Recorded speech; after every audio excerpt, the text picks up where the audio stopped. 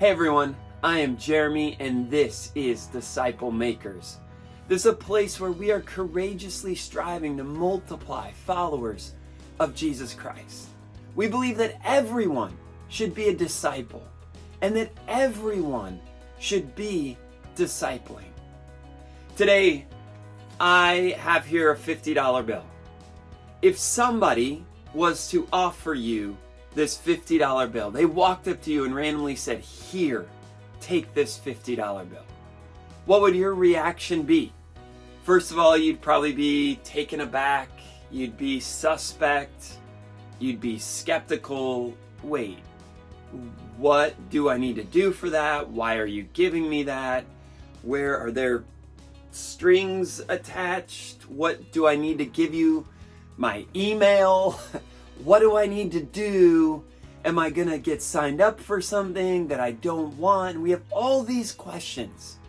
And we wonder all these things. And some of us might even walk away from the $50 bill being offered us because we just don't want to have anything connected to that. We'd rather be free from the weight of the potential strings than to get signed up for something and be connected to something we don't want to be connected to. How many times you see on a website or an email or a card in the mail that says free, free, free, and you just take it and hit delete or throw it in the trash. You don't even give it the time of day because you know nothing is actually free. Our hard wiring as humans is to have learned that nothing is actually free. It all comes at a cost. But here's the reality, and here is the good news. We've been working through Galatians. We're going to work through Galatians this entire fall and take some discipleship observations from the book of Galatians.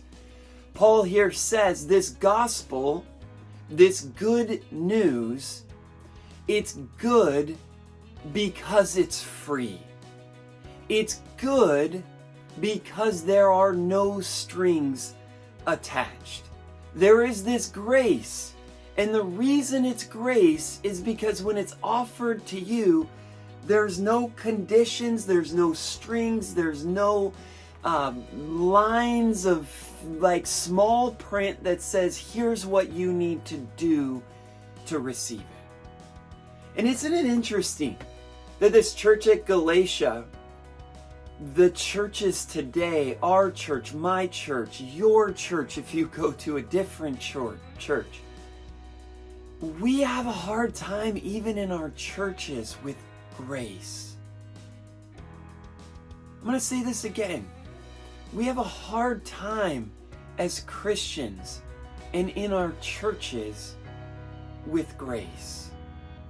We just assume that yes, God's gift and what Jesus did for us is free.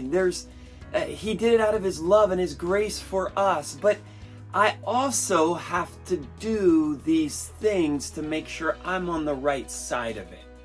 I might not need to do anything to earn it, but I need to do these things to be on the right side of it. And I need to make sure that I keep that up. And so what happens is we walk into our churches and make sure that we've kind of got all of this together and make sure that everyone else perceives us as having it all together. And we kind of walk around with this added weight of making sure that I'm this for these people and I'm this for these people. And I'm like lobbing all these weights on my shoulders to make sure I'm doing what God needs me to do to make sure that I'm on the right side of grace. But much like Paul tells the Ephesians here, we'll look at in a second, if we have to do something to be on the right side of grace, it's all of a sudden not grace any longer. It's no longer grace when it involves us doing something. Paul writes to this church, verse 6 of chapter 1, I am astonished that you are so quickly deserting the one who called you to live in the grace of Christ. Here's this grace, and I'm astonished that you are leaving and deserting this grace to turn to a different gospel, which is really no gospel at all. He says you're leaving this grace to turn to this good news that isn't actually good news at all. It's actually news that involves stacking up more weight and more burden and more stuff for you to do. You think you need to do this to be on the right side of grace, but the reality is you're loading up all this stuff on your shoulders, but it's not actually the good news at all. And then it says, evidently some of you, some people are throwing you into confusion and are trying to pervert the gospel of Christ. But even if we or an angel from heaven should preach a gospel other than the one we preach to you, let them be under God's curse. As we have already said, so now I say again, if anyone is preaching to you a gospel other than the one you accepted, let them be under God's curse. Paul could not be more strong in his stance about these people who are perverting the good news, the free grace, the grace with no strings attached. The grace that is independent of anything I can do or you can do. And notice this, verse 10. Am I now trying to win the approval of human beings or of God? Or am I still trying to please people? If I were still trying to please people, I would not be a servant of Christ. And so, Paul wraps this up. I wonder if we're still trying to earn and to do and to stack up all these burdens to think we're doing the right thing. We think in our heart of hearts it's to please God. It's what God wants from us. But the reality is grace has no strings. Grace is independent of anything that I can do. What we're actually doing, Paul says, is we're trying to please people. We're not trying to please God.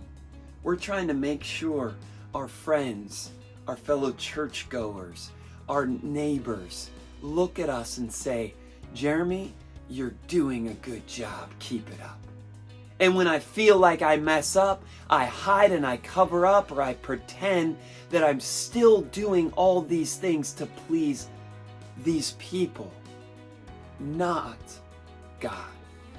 And so, disciple makers, it's not about stacking all this stuff up to please other people, to give the perception that we've got this all together. It's about us living in the grace of Jesus Christ, that it is free, it is unconditional, no strings attached.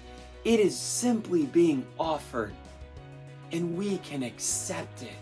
And we're going to get later into Galatians, but when we receive it, it is free. And there is so much freedom that comes with it. Disciple makers, let's live in the grace of Christ and stop stacking up all these extra things. Let's go.